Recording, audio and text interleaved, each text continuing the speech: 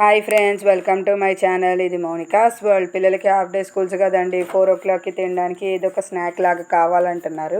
వాళ్ళే చెప్పారు కూడా, అమ్మ ఆకువళ్ళు అంటే చెక్కలు ఆకువళ్ళు రెండు సేమే అనమాట. తీస్తా, నాలో ఉన్న క్రియేటివిటీ మొత్తం బయటికి తీస్తా, నా తడాకా చూపిస్తా.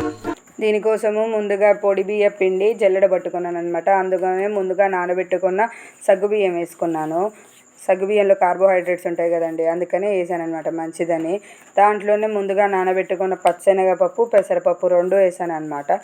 నానబెట్టుకున్న పెసరపప్పు పచ్చెనగపప్పు వేసాక, పెసరపప్పు ఏమో పొటాషియం ఉంటుంది, ఈ నా పచ్చెనగపప్పు ఏమో కొంచెం ఫైబర్ కంటెంట్ ఉంటుందని పిల్లలు తింటే మామూలుగా తినమంటే తినరు కదండి, అందుకనే ఇందులో వేసాను అనమాట ఆకువళ్ళు.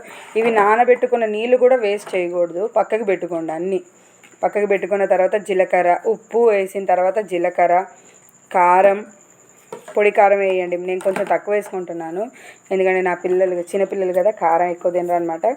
ఇందులోనే కొంచెం జీలకర్ర కూడా వేసేసాను. జీలకర్ర వేసాక కొంచెం మిక్సింగ్ చేసుకోండి. మిక్సింగ్ చేసుకున్న తర్వాత ఈలోపు ఇందులోకి ఒక కడాయి పెట్టి నూనె పెట్టుకోండి. నూనె పెట్టుకుంటే ఏంటంటే అది క్రిస్పీగా వస్తుంది అనమాట. నూనె పెట్టుకొని కొంచెం నూనె బాగా మసిలిన తర్వాత ఈ నూనెని ఆ పిండిలో పోసి కలిపేసేయండి. అంటే కొంచెం చల్లారాక చేయితో మొత్తం కింది నుంచి పై దాకా కలుపుకుంటే ఉప్పు, పెసరపప్పు, జీలకర్ర, కారం అన్నీ కొంచెం ఫాస్ట్ మిక్సింగ్ అనేది కుదిరిద్ది. లేకపోతే అక్కడక్కడక్కడే ఉండలుగా ఉంటుంది అనమాట. అందుకనే చాలా బాగా మిక్స్ చేసుకోవాలి. ఇలా మిక్స్ చేసుకున్న తర్వాత కొంచెం కొంచెంగా నీళ్లు పోసుకుంటూ మనం ఇందాక నానబెట్టుకొని పక్కకు పెట్టుకున్న నీళ్లు కూడా ఇందులో పోస్తూ కలుపుతూ ఉండాలి. కలిపి మనం చపాతీకి ఎలా అయితే ముద్ద చేసుకుంటామో అలా ముద్ద అయ్యేదాకా కొంచెం కొంచెం నీళ్లు పోసుకుంటూ ముద్ద చేస్తూ ఉండాలి. ముద్ద చేస్తూనే ఉండాలి.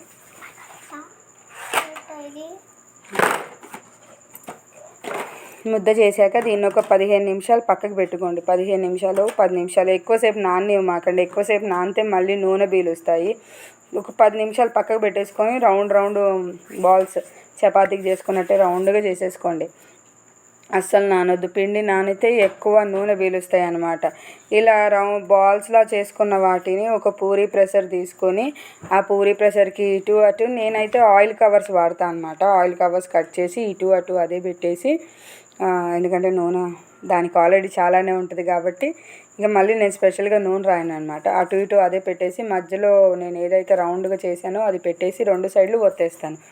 ఒత్తేస్తే సన్నగా కొంచెం అంత తిన్నగా రాకూడదు, మరీ అంత లావుగా రాకూడదు, మీడియంలో రావాలి. చూడండి, నేను చూపిస్తున్నాను. ఇలా వస్తే చాలన్నమాట. ఇలా వస్తే ఏంటంటే కొంచెం లావ్ అయిందనుకోండి మధ్యలో మెత్తగా వచ్చిద్ది, సన్నగా ఉందనుకోండి ఫాస్ట్గా ఫ్రై అయిపోయిద్ది. ఇదిగోండి, ఇలా అన్నీ చేసి పక్కకు పెట్టుకున్నాను అనమాట. ఇప్పుడు నూనె కాగిన తర్వాత కడాయి నిండా వేసుకోండి. నూనె పోసినంత మందం వేసుకుంటే అన్ని లెవెల్గా ఫ్రై అయిపోతాయి.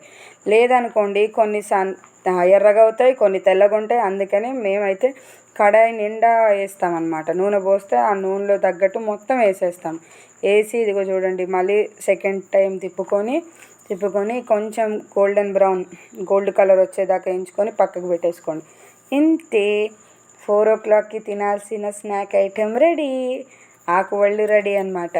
చూడండి, ఇలా అంటే ఫుల్ క్రిస్పీగా ఉంటాయి. సగ్గుబియ్యం తగులుతూ పెసరపప్పు, జీలకర్ర అన్నీ అన్నమాట. చాలా బాగుంటుంది. Thanks for watching. Subscribe to my